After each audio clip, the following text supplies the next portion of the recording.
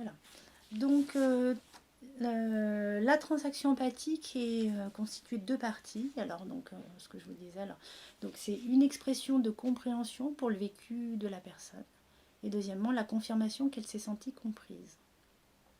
Alors, si les thérapeutes les utilisent, donc les transactions empathiques, de manière continue, il se crée entre eux et leurs patients. Alors, je parlerai indifféremment de patients, de clients ou de personnes. Un lien empathique qui permet à ceux-ci de se sentir suffisamment en sécurité pour revivre des étapes avortées de leur croissance ou des besoins qui n'ont pas été satisfaits jadis. Alors, s'il y a une sortie de cette communication, ça entraîne chez les patients déception, rage ou désillusion. Et ils peuvent exprimer de la colère ou de l'hostilité. Donc, rétablir le lien empathique est possible en discutant de la réponse incorrecte et de son effet sur la personne. Alors, le lien empathique est nécessaire pour résoudre la confusion de l'enfant. Alors, indispensable que la personne croit que ses états émotionnels les plus profonds peuvent être compris par le thérapeute. Car un contexte empathique est le seul où patient et thérapeute puissent rejoindre les états du moi, enfant à leur niveau archaïque. Parce que les patients doivent perlaborer et intégrer les expériences anciennes qui l'ont rendu confus.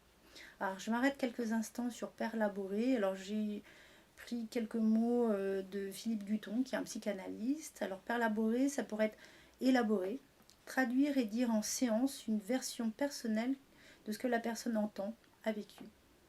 On pourrait aussi dire perlaboration, c'est un travail psychique, un cheminement à la recherche du chemin propre à chacun, une reconstruction d'un contexte sans forçage, en remettant en cause ce qui paraît d'une immédiate clarté ou d'une réalité invoquée. Alors, l'imagination de configuration nouvelle des accordages possibles entre les organisations infantiles et les expériences vécues. Alors, lien empathique pour Berne, il fait le parallèle avec la relation d'amour intime où les personnes se parlent sur un mode pertinent, direct, intense et sans distraction. Et alors, ce type d'intimité que les thérapeutes travaillent à créer lors de la déconfusion de l'enfant se fait par des transactions empathiques pertinentes, directes, émotionnellement intenses et sans distraction. Mais Berne faisait d'abord une phase initiale de décontamination de l'adulte et de restructuration pour renforcer l'adulte. Alors, donc deuxième chapitre, c'est un rappel rapide sur les étapes du traitement en analyse transactionnelle. Alors, pour Berne, le but final de l'analyse transactionnelle est une rectification, une réintégration structurale. Cela demande en premier lieu une restructuration et en second lieu une réorganisation. Alors, premièrement, la restructuration.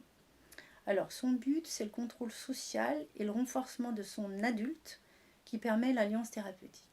Alors, contrôle social, on peut dire que c'est le contrôle par l'individu de ses propres tendances, alors je reprends les mots de Berne, à manœuvrer d'autres gens d'une manière destructrice ou ruineuse, et en même temps de sa tendance à réagir sans discernement et sans savoir la liberté de ses actes quand il est manœuvré par d'autres gens.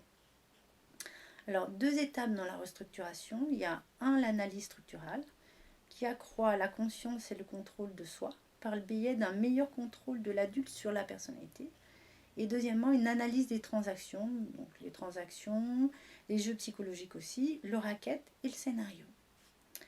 Alors, les besoins d'aide ou de traitement psychologique s'adressent à la névrose, enfin aux gens qui ont de la névrose, présentent de la névrose, de la psychose, et aussi des anomalies endopsychiques ou des comportements ou comportementales douloureuses qui manifestent alors des troubles sous-jacents au niveau de la cohésion, la continuité, la force et l'harmonie du soi.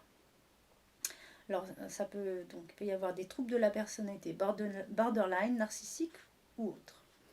Et donc là, deuxièmement, dans les étapes du traitement d'analyse transactionnelle, la réorganisation. Alors, l'affirmation par l'enfant, donc avec un grand E, et de ses droits, accompagnée par la modification ou le remplacement du parent, donc avec un grand P, et la résolution des conflits entre les états du moi. Et là, après, je vais après parler de la déconfusion empathique des états du moi enfant.